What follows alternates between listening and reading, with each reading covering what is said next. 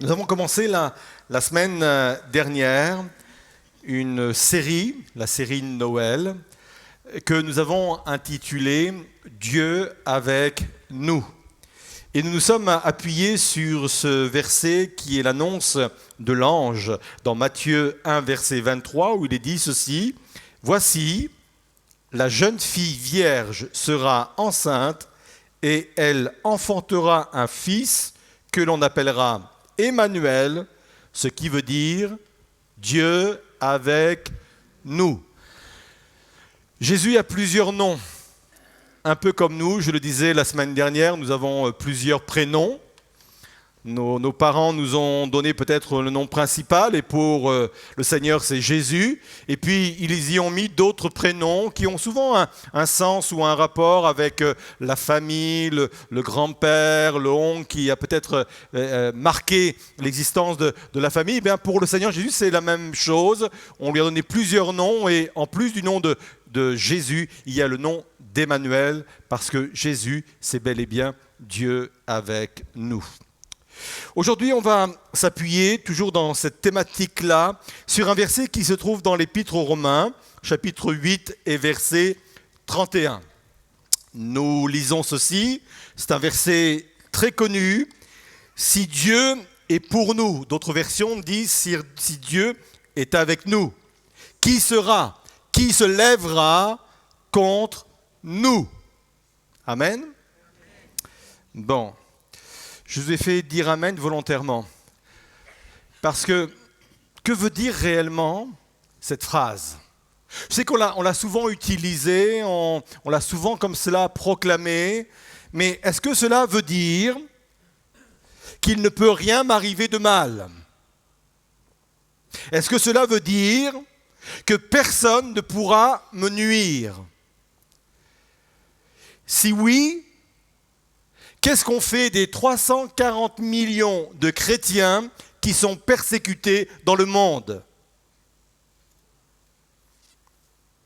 Est-ce que c'est une promesse uniquement pour une certaine catégorie de personnes et d'autres passeraient à travers ?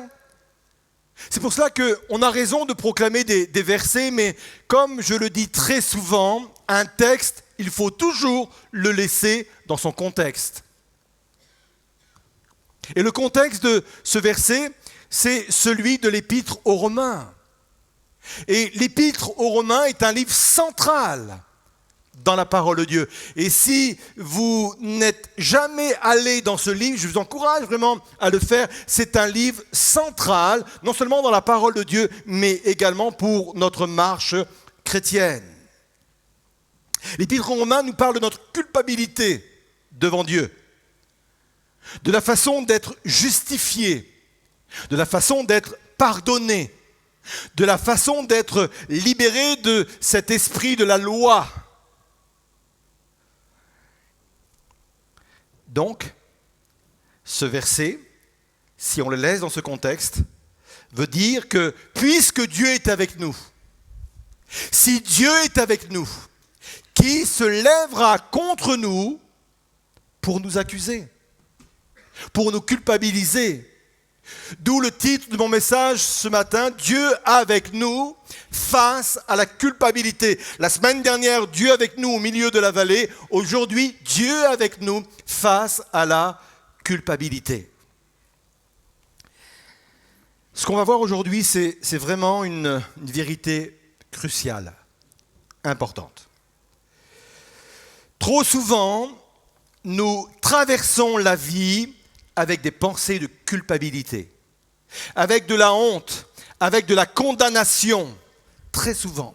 Je dirais même qu'on peut même exercer son ministère, on peut exercer son service dans l'Église pour Dieu, sous les mêmes contraintes, sous la honte, sous l'accusation et la culpabilité. Un jour, on est allé voir Mark Twain, qui était un écrivain du 19e siècle. Et comme c'était un littéraire, on lui a posé cette question, pour vous, quels sont les deux mots les plus importants au monde ? Et Mark Twain a réfléchi, et puis tout le monde s'attendait à ce qu'il donne un peu de ces mots un peu empruntés, vous savez, les mots les plus importants. Oh, l'amour, la paix, la tolérance, la liberté. C'est vrai que ce sont des mots importants et certes qui ont du sens. Mais après avoir réfléchi, il va répondre à ces journalistes qui l'interrogeaient. Pour moi, les deux mots les plus importants au monde sont non coupable. Non coupable. Parce que l'être humain, quel qu'il soit, a besoin d'entendre sur sa vie prononcer ces mots. Bien plus qu'on le pense. Ce dont nos âmes ont besoin d'entendre aujourd'hui, ce sont ces deux mots, non coupable. Pourquoi ? Parce que nous sommes confrontés à de multiples sources de culpabilité. J'en ai relevé quelques-unes et je suis bien conscient de ne pas pouvoir les citer toutes, juste quelques-unes. La première source de culpabilité, c'est notre entourage. Ce n'est pas toujours volontaire, mais vous savez, quand un enfant, par exemple, entend régulièrement qu'il est méchant, à force de l'entendre, il finit par le croire. Et vous ne pouvez pas imaginer parfois la culpabilité, l'esprit coupable qu'on met sur nos enfants uniquement par notre façon de s'adresser à eux. Ça peut être un élève à qui on fait comprendre qu'il est nul, parce qu'il ne réussit pas dans certaines matières. L'éducation nationale peut être culpabilisante. Je l'ai personnellement vécu. Je suis ce qu'on appelle un 10, dyslexique, et d'autres 10, ça prendrait du temps pour vous expliquer ce qui touche tout cela. Mais pour vous dire que j'étais confronté à des situations que je ne comprenais pas à cause de cet handicap. Et c'était très culpabilisant d'entendre de son prof, de ses profs, de ses instits, t'es pas comme les autres, toi tu comprends pas cette chose-là. Et lui, il est premier, il a eu 19. Et la honte, la culpabilité, c'est pas toujours volontaire. Je vais me mettre bien avec les profs, parce qu'il y a beaucoup de profs ici. C'est pas volontaire.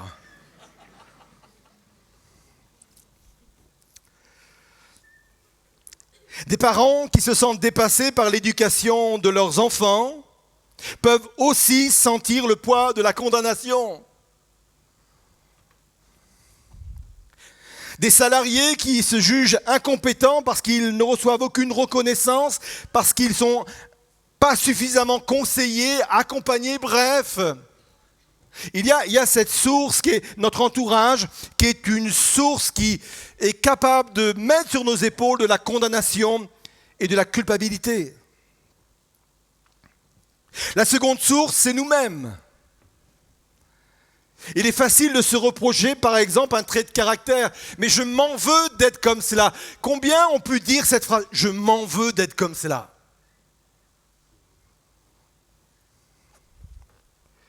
Il est facile de se reprocher certains échecs de la vie. Je suis nul, je n'ai pas réussi cet examen, je n'ai pas su garder mon travail, je n'ai pas su garder mon conjoint, je n'ai pas su bien élever mes enfants.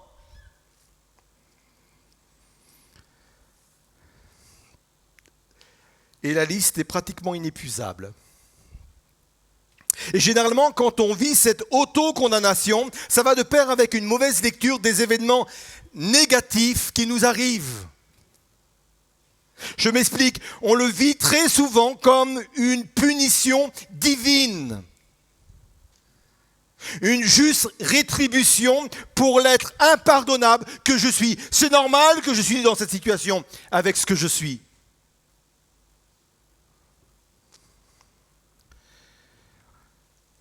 Troisième source, ce sont les moralisateurs, au nombre desquels se trouvent les religions. Et je vais commencer par le christianisme. L'Église, pendant des années, a diffusé un message culpabilisant, insistant sur un Dieu inquisiteur, comptable et vengeur. Il faut commencer à balayer devant ses propres portes, n'est-ce pas? Alors, entre eux, on ira tous au paradis. Et entre eux, on est tous foutus. Je pense qu'il y a un chemin que la Bible appelle un chemin étroit et qui vient frayer un équilibre entre les deux. C'est pour ça que la Bible n'est pas un livre de morale. Quand j'enseigne, quand un pasteur enseigne, il ne fait pas la morale. L'évangile, c'est une puissance qui libère. C'est une puissance qui transforme. Mais en aucun lieu, une morale. Et la quatrième source, ce sera la dernière que je vais citer, elle me paraît importante, c'est celle que j'appelle la marque originelle du péché. Qu'est-ce que j'entends par cette expression? Il est toujours intéressant de revenir à l'origine des choses. La première fois que la culpabilité a été ressentie sur terre dans un être humain, c'est quand Adam et Ève ont péché contre Dieu. Avant ce moment-là, aucune conscience de culpabilité. Et ce sentiment de culpabilité, après avoir fait le choix de vivre sans Dieu, a été de se cacher de Dieu. Et j'aimerais vous dire que cette fêlure-là traverse les siècles et les générations. On n'arrive pas toujours à mettre des mots dessus. Ça touche tous les hommes et toutes les femmes. Il y a en soi cette fêlure originelle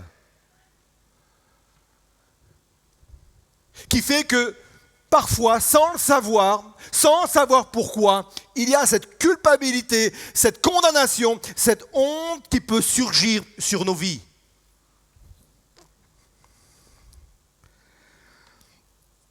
C'est la raison pour laquelle certains psychologues disent que la culpabilité est le problème le plus complexe à aborder et la thérapie la plus difficile à mettre en place. Pour une simple raison, c'est que c'est bien plus qu'un problème psychologique ou psychique, c'est avant tout un problème spirituel qui remonte à l'origine des choses.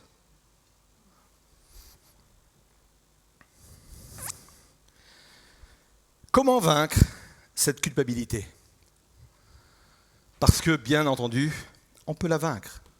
Et si ce message résonne dans le cœur de quelqu'un en disant « Oui, c'est un peu le constat de ma vie, c'est un peu ce que je suis en train de subir », j'aimerais vous dire qu'il y a effectivement la possibilité de vaincre cette culpabilité. J'aurai 3 réponses. La première réponse est par la justification. Alors c'est un mot savant, c'est un mot théologique, mais on va le rendre simple parce que c'est extrêmement important. On va faire une autre lecture dans Romains chapitre 3, versets 22 à 24. Et ce verset, il est puissant. Dieu déclare. Ah, j'aime cette puissance qu'il y a dans cette proclamation. Dieu déclare. Et ce que Dieu déclare, personne ne peut s'y opposer. Dieu déclare les hommes justes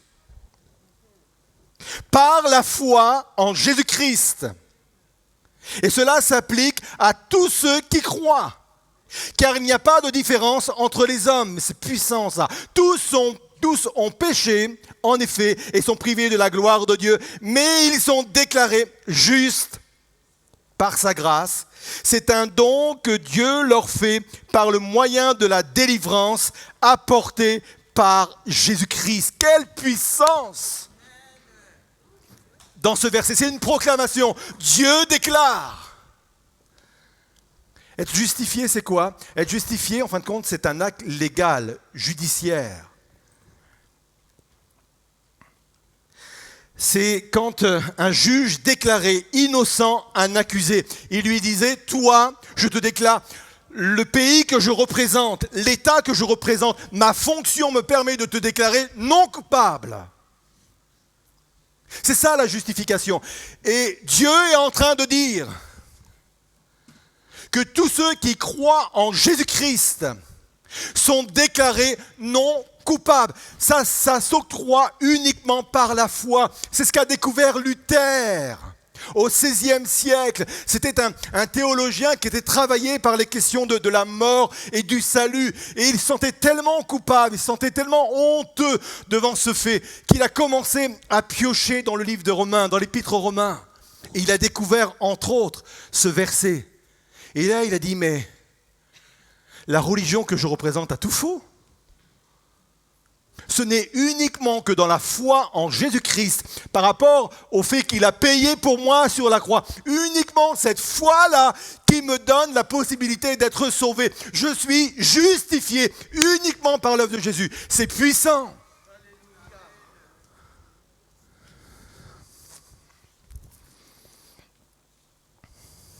C'est pour ça qu'il est dit, au chapitre 8, verset 1, il n'y a plus de condamnation pour ceux qui sont en Jésus-Christ. Verset 33, qui accusera les élus? Écoutez bien ceci, Dieu ne nous donne pas ce que nous méritons, mais ce dont nous avons besoin. S'il nous traitait selon nos mérites, personne ne serait présent. Il nous traite selon nos besoins, et ce dont nous avons besoin peut s'acquérir uniquement par la foi. Vous êtes là? Amen.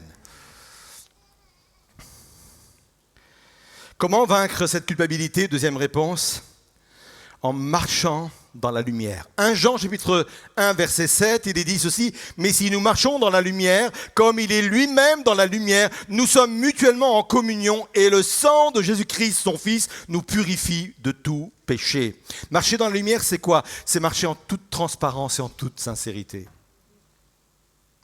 Marcher dans la lumière, ça nécessite la confession quotidienne et journalière. Je n'ai pas à mentir devant Dieu. Quand je ne suis pas bon, je lui dis, je n'ai pas été bon aujourd'hui. Et ce n'est pas parce que je n'ai pas été bon que je dois fuir la présence de Dieu. Au contraire, c'est parce que je n'ai pas été bon que je vais dans la présence de Dieu pour tout lui dire. C'est ça, marcher dans la lumière. J'ai rien à cacher à Dieu. De toute façon, il sait tout. J'ai pas été bon, j'ai pas été performant dans tel domaine, j'ai eu des pensées qui ne sont pas dignes de son royaume, j'ai dit des paroles, j'ai eu de l'envie, j'ai même eu, allez, on peut même aller jusque-là, des pensées adultères. Ben même dans ce cas-là, je ne fuis pas la présence de Dieu en me disant je ne mérite pas d'entrer dans la présence de Dieu avec de telles pensées. Au contraire, je cours dans la présence de Dieu et je lui dis tout.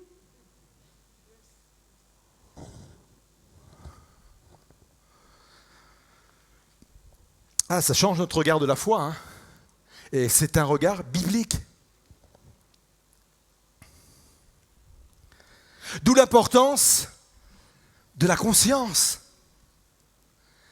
Vous savez, la conscience, c'est très difficile à définir, mais la conscience, en fin de compte, c'est comme la douleur. Vous savez que la douleur, c'est extraordinaire, hein. C'est un don que Dieu nous a fait, la douleur. Parce que la douleur nous permet de comprendre et de réaliser que nous avons mal quelque part, que notre corps est malade quelque part.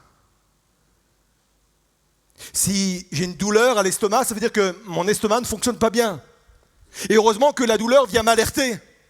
Parce que si la douleur ne venait pas m'alerter, eh ben je vais continuer ma vie comme ça et peut-être que j'ai quelque chose de grave au foie ou à l'estomac. La douleur est toujours quelque chose pour m'alerter. Si j'ai mal à la tête, si j'ai mal autre part, la douleur vient m'alerter en disant attention, fais attention. Et c'est pour ça qu'on consulte.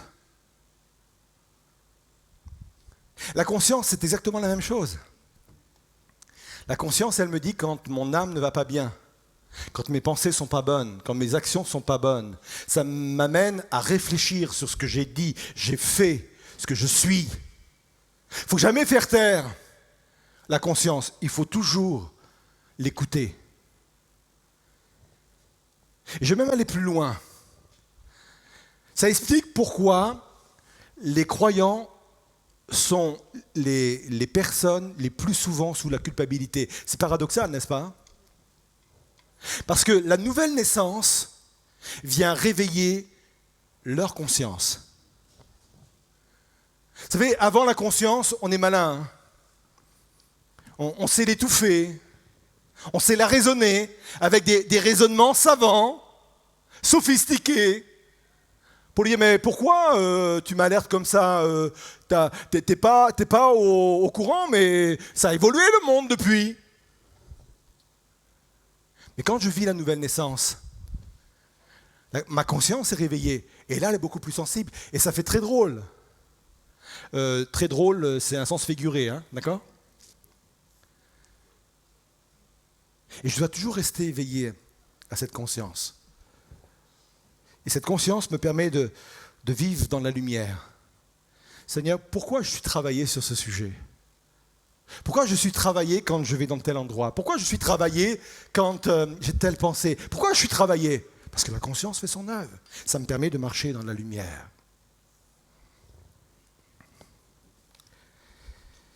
Comment vaincre cette culpabilité? Troisièmement, par la conviction. J'aime ce point. La culpabilité ne vient pas de Dieu. Dieu ne travaille jamais par la culpabilité, il travaille toujours par la conviction. La culpabilité ne sera jamais un bon moteur. On a souvent utilisé la culpabilité comme moteur. On dit, plus on va rendre coupables les gens, plus ça va les motiver à faire quelque chose. J'aimerais vous dire que la culpabilité ne vient pas de Dieu. Ce n'est pas un bon moteur. Dieu utilise toujours la conviction. Et même question de conviction de péché. Mais ça va plus loin que cela.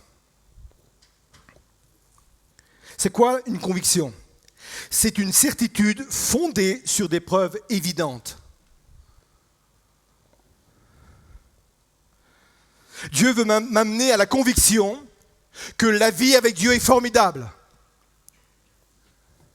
Dieu veut m'amener à la conviction qu'il possède la meilleure des destinées pour moi. Dieu veut m'amener à la conviction que certaines pratiques sont néfastes pour ma vie. Il utilisera toujours la conviction et jamais la culpabilité. D'ailleurs, ils n'ont pas les mêmes effets. La culpabilité me fait fuir la présence de Dieu. La conviction me pousse et me fait courir dans la présence de Dieu.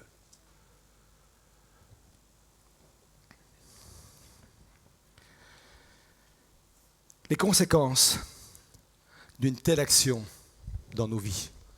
Les conséquences de vivre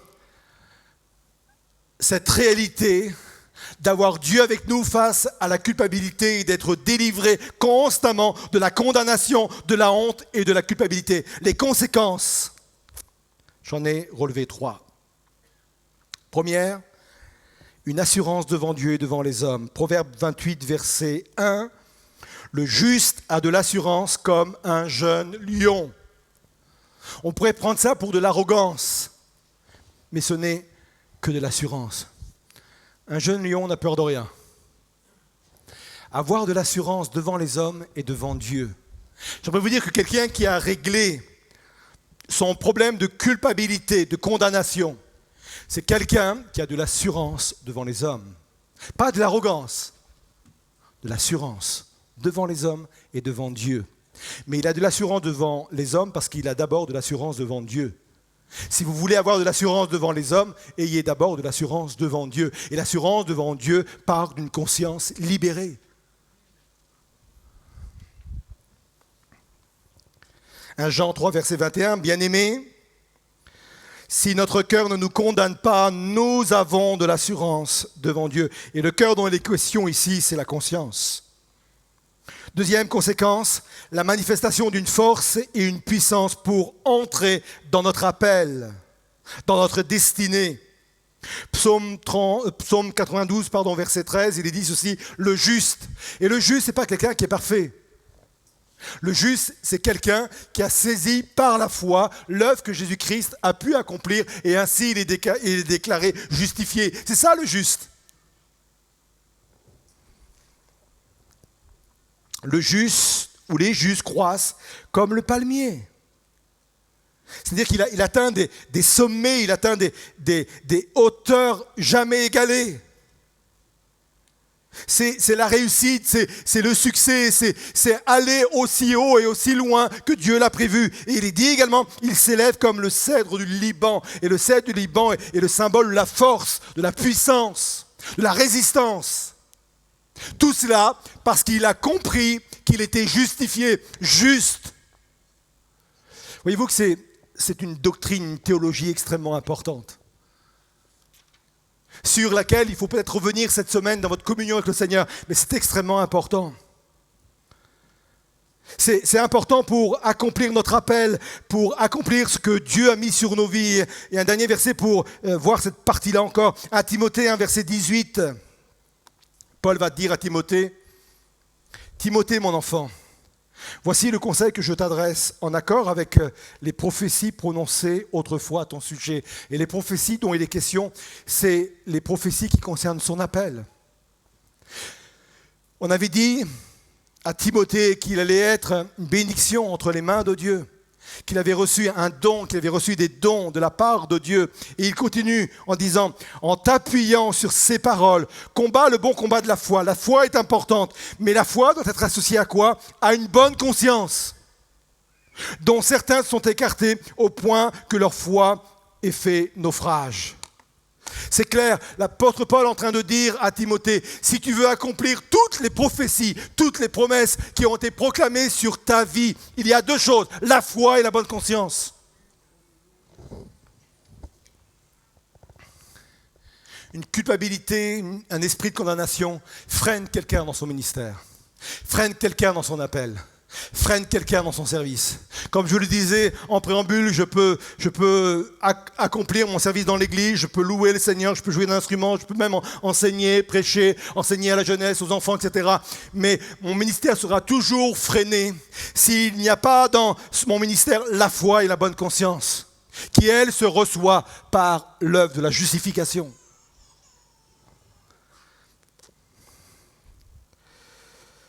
Dernière conséquence, la victoire sur le péché. Parce que c'est ça aussi le but. Vous connaissez tous cette femme dont on dit dans les Écritures qu'elle a été découverte en flagrant délit d'adultère. Des hommes sont venus la jeter devant le Seigneur et ont commencé à l'accuser. On voulait même la lapider.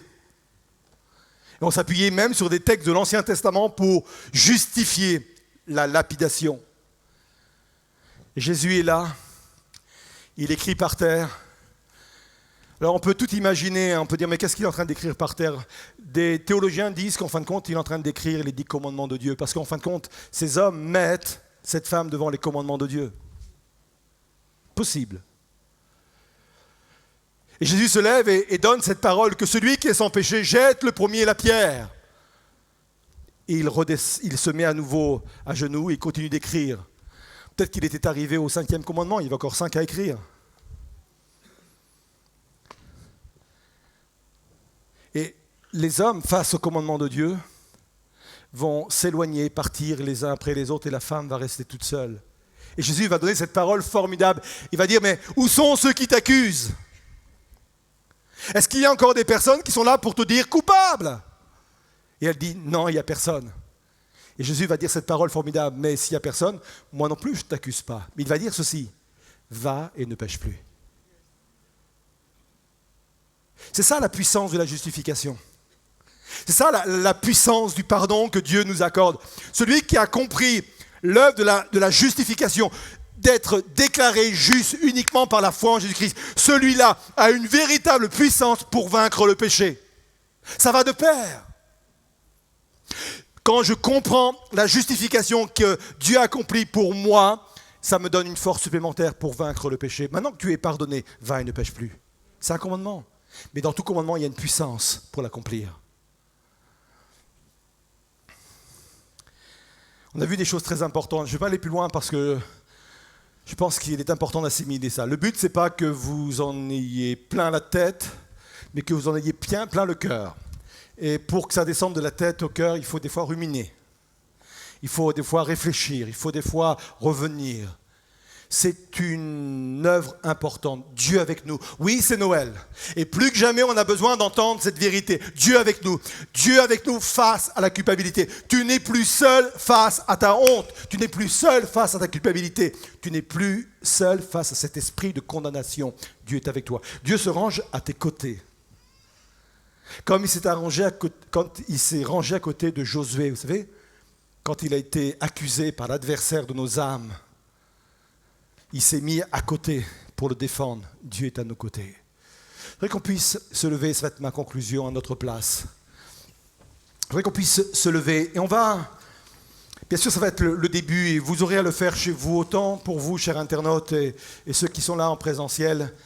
Mais je vous invite pendant cette semaine, peut-être que certaines personnes sont en congé de Noël, c'est peut-être le moment, l'opportunité de prendre du temps le matin ou le soir, peu importe vos dispos, et de dire voilà, je veux revenir sur Romains 8, et je veux vivre la réalité. Et si vous venez devant le Seigneur avec cette transparence en disant Seigneur, éclaire-moi, révèle-moi cette vérité, j'aimerais vous dire que vous allez vivre la réalité. N'hésitez pas à revenir ce soir sur notre chaîne YouTube. Le message sera en ligne. Vous pourrez revenir sur ce message-là.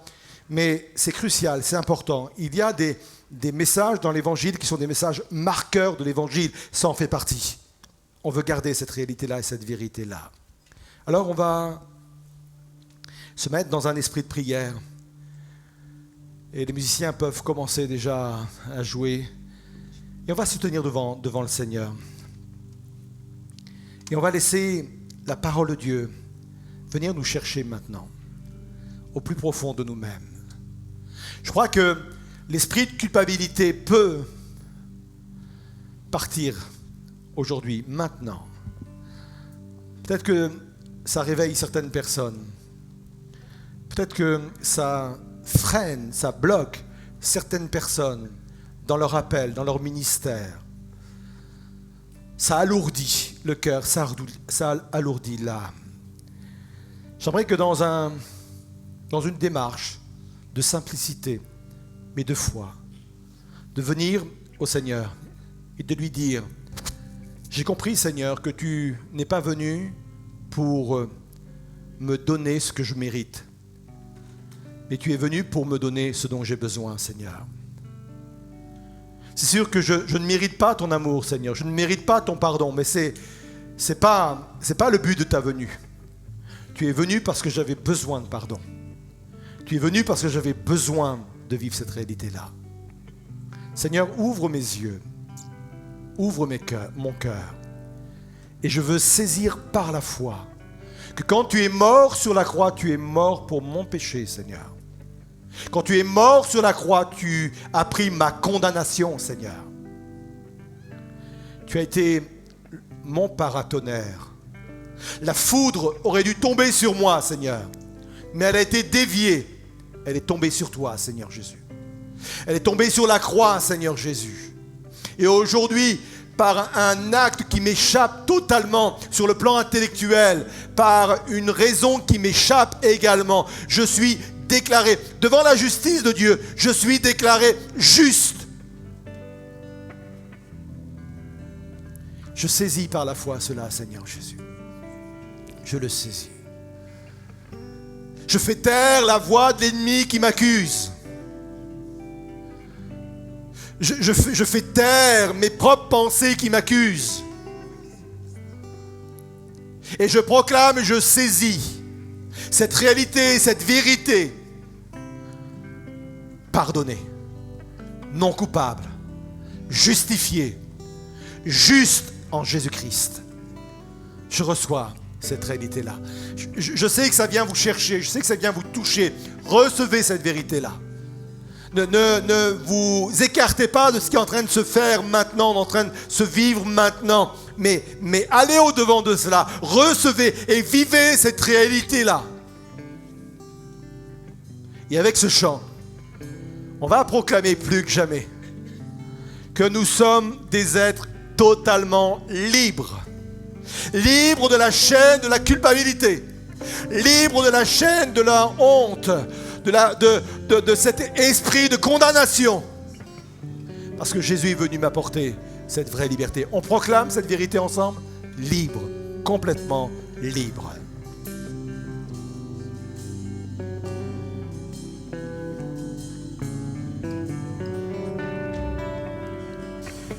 Libre de nos chaînes, nous marchons vers toi.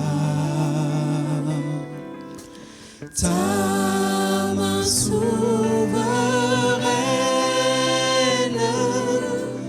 a fermé nos pas. Armée de lumière, couronnée d'éclat, soyons sur la terre, messagers de joie.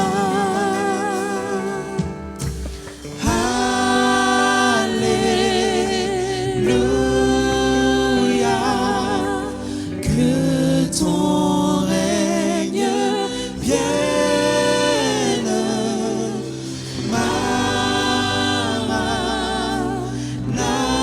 Maranatha, viens Jésus, règne en moi. Proclamons sa grâce au creux de la nuit. Recherchons sa face au cœur de sa vie.